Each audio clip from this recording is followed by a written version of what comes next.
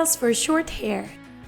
First of all, you want to section out a big chunk of hair on one side and bring the rest of your hair back to put it in a low ponytail. Next up, you want to spray some water on your section of hair to make it damp. Since your hair is lightly wet now, it will be a lot easier to knot. Section out your first piece of hair, divide it in two, and tie a regular knot. Take a bobby pin and secure the knot in place provisionally. Next up, you're going to take more hair and add it to your sections. Actually, you can just grab a new chunk of hair, divide it in two, and tie another knot. You're going to do the same thing as before.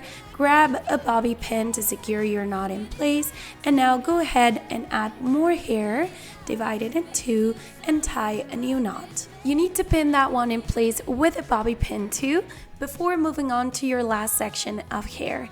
Take the rest of your hair, divide it in two, and tie your last knot. From here on, you're just going to tie a few more regular knots until you reach the end. Tie your hair with an elastic, bring your section to the back, and pin it in place with a bobby pin. Next up, you're going to release your hair from the hair tie and remove the bobby pins you used to secure the knots in place provisionally. And that's it, you're done. Option number 2 is a hairstyle that you can either do on dry or wet hair.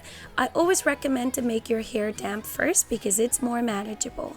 Take a section of hair, divide it in two, and do a knot halfway through. Add another section of hair and do a second knot. Now you're going to add a third section of hair and repeat the same steps. Your knots do not have to be very tight and they don't need to look perfect. All you need to do is tie your hair a few times, and when you're happy with your section, you're going to take an elastic and tie your hair with it. Next up, you want to take your section and bring it up like so. Take a bobby pin and secure it in place with it. And that's it. This is the second hairstyle.